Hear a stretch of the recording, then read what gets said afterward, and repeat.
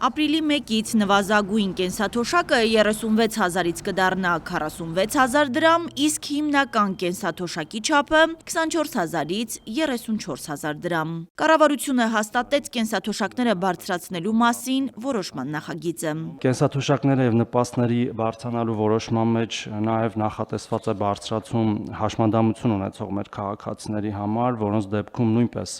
նրանց նպաստները բարձրանալու են ուղիղ 10,000 դրամով եւ հիշեցման կարգով տեղեկացնեմ, որ առաջին, երկրորդ եւ երրորդ խմբի եւ ֆունկցիոնալության խորը ծանր եւ միջին սահմանափակում ունեցող քաղաքացիների կենսաթոշակները այսօր 39, 37.5 եւ 36,000 դրամ են նպաստները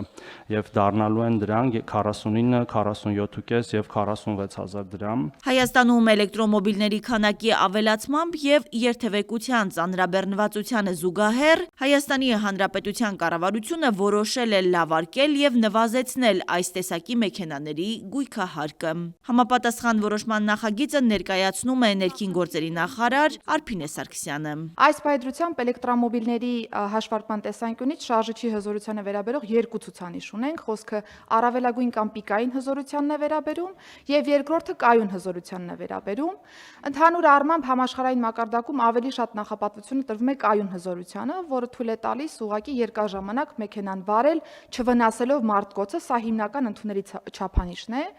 Իսկ պիկային հզորությունը ըստ էության շատ կարճատև ժամանակահատվածում արագացմանը նպաստող առավելագույն հզորությունն է, որն ավելի շատ մարքեթինգային տրամաբանության մեջ միշտ որպես կանոն ավելի բարձր է լինում, քան իրական պատկերն է ստացվում։ Նախարար Սարգսյանը մեկնաբանում է ըստ ԵԱՏՄ ընդհանուր կանոնակարգի ԵԱՏՄ ռեեստրում գրանցվում են անհատապես այն էլեկտրոմոբիլները, որոնք ունեն էլեկտրոնային անձնագիր եւ այնտեղ նշվում է միայն կայուն հզորությանը վերաբերող ցուցանիշը։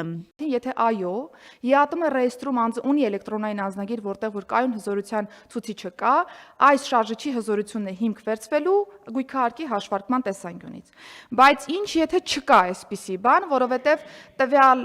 էլեկտրոմոբիլի համար անհատական է լրացում, այսինքն էլեկտրոնային անձնագիրը, սա չենք կարող միատեսակ դարձնել բոլոր էլեկտրոմոբիլների սեփականատերերի համար։ Մենք նախատեսել ենք հետևյալ գործակցային տրամաբանությունը եւ պրոգրեսիվության կանոնն ենք կիրառել ըստ էության, մինչեւ 250 ձիաուժ ունեցող տրանսպորտային միջոցների դեպքում, էլեկտրոմոբիլների դեպքում հաշվարկել ենք առավելագույն պիկային հզորությունը բաժանած 1.5 գործակցի, իսկ եթե 250-ից ավել ձիաուժ ունեցող տրանսպորտային միջոցների մասին ենք խոսում, 250-ի նկատմամբ կիրառվում է 1.5 գործակիցը, իսկ դրանից արդեն մնացյալ մասով կիրառում ենք 2.5 գործակիցը։ Ավելի հասկանալի լինելու համար նախարարն օրինակով է բացատրում։ Օրինակ, եթե ունենք 544 ձիաուժ պիկային հզորությամբ էլեկտրոմոբիլ, ներկա դրությամբ, եթե այն 2025 թվականի արտադրության է, գույքահարկը հաշվարկվում է 666,000 դրամ պիկային հզորության տրամաբանությամբ։ Բայց մեր գործակցային տրամաբանությամբ կվճարի քաղաքացին այլևս 276,000 դրամ։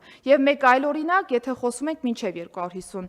ձիաուժ պիկային հզորությամբ էլեկտրոմոբիլների մասին, պայմանական վերցնենք 218 պիկային հզորությամբ էլեկտրոմոբիլ, այս ձևով 2025 թվականի արտադրության էլեկտրոմոբիլի դեպքում այս պայծրությամբ վճարվում է 133,400 դրամ գույքահարկ, բայց նոր հաշվարկային գործակցի պայմաններում քաղաքացիները կվճարեն 43,500 դրամ։ Այս կարգավորումներն ուժի մեջ կմտնեն 2028 թվականի դեկտեմբերի 31-ից։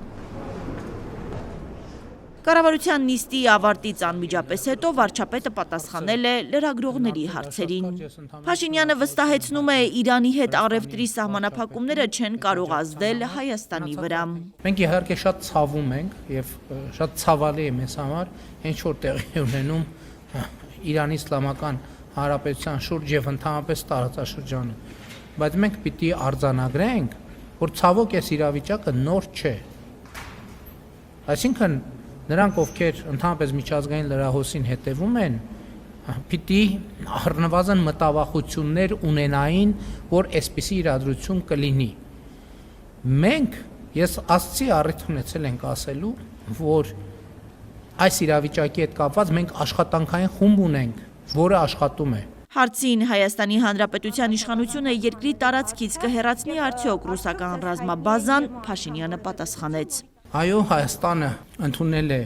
Հայաստանի Եվրամիությանը անդամագրվելու գործընթաց սկսելու մասին օրենք եւ նաեւ ես այդ հարցին ԵԱՏՄ-ի առնչությամբ եմ արտահայտվել, մենք բարեբախտաբար թե դժբախտաբար դեռևս այն ճանապարհի ընկետում չենք, որպեսզի ռուսական ռազմաբազան մեր տեսադաշտը փակելիս լինի։ Երբ որ կտեսնենք, որ ռուսական ռազմաբազան մեր տեսադաշտը փակում է, այդ ժամանակ կմտածենք, ոչ շարժվենք, որ տեսադաշտի խնդիր չունենանք։ Հայաստանը խնդիր չունի, չի ունեցել ու չի ունենալու Ռուսաստանի հետ հարաբերությունները վատացնելու ու նրա շահերը վնասելու առումով, ասաց Փաշինյանը։ Վարչապետը նշեց, որ եկեղեցու դեմ պայքարը չի ավարտվել, այն շարունակություն է ունենալու։ Մենք երբեք եկեղեցու դեմ արշավ չենք արել, եկեղեցու դեմ արշավ արել է եւ անում է Կտրիչ Ներսիսյանը իր հակաքրիստոնեական, հակաբարոյական եւ հակաարժեքային խմբակի հետ, ինչ վերաբերում է իմ անձնական կյանքի մասին ձեր պնդմանը, կներեք դա համարում եմ սադրիչ եւ տափակ պնդում եւ ասեմ որ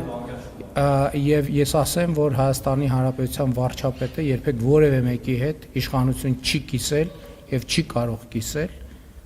եւ կարծում եմ դա պետք է ընդունեք գիտություն։ Հայաստանի Հանրապետության վարչապետ Նիկոլ Փաշինյանը կարծում է, թե Հայաստանի էլեկտրական ցանցերի 100% պետականացումը մեծ ծանրաբեռնվածություն չի լինի բյուջեի համար, քանի որ նախնական գնահատմամբ շուկայական արժեքը նվազած է։